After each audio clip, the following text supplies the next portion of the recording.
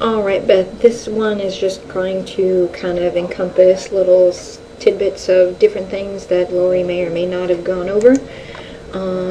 If you have questions on an order, if you can't proof it because it's not complete, you're missing information, you don't know what goes on it, anything like that, you can look at the admin, which is going to tell you whose order it is, and that will tell you who put the order in, so you can direct your questions to that specific person.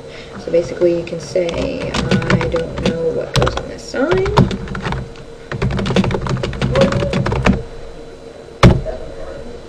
Please update.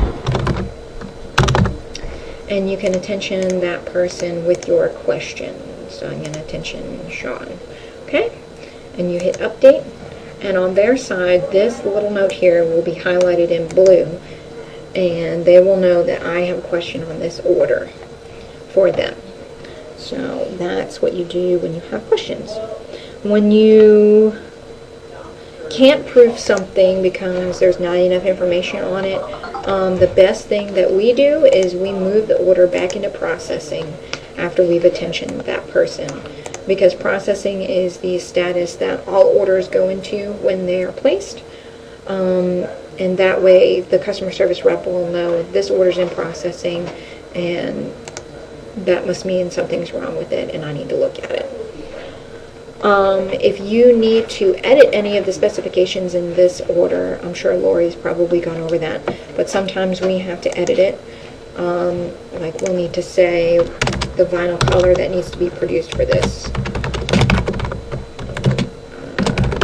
white and red, for example.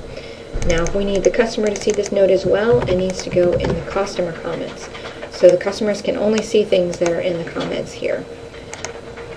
Production instructions are only for production. For example, if we need to say the vinyl color needs to be red and we want to remind them it needs to be reverse weeded for some reason. Any other miscellaneous instructions that help production to produce the order correctly need to go in the production instructions. So you type in whatever you need to show here and you hit submit and it will show there. And you'll also notice when you print the work order, those instructions get printed under the production instructions. Alright. The only other thing I can think of that may need to be gone over is the request. And basically, you just have to double check and make sure that if there's a request that needs to be put on this order, that it's put on there. So if this was an acrylic sign that needed to be laser cut, it would have to be marked for laser cut. If it was a banner that needed to be outsourced, you just have to make sure it's marked for banner.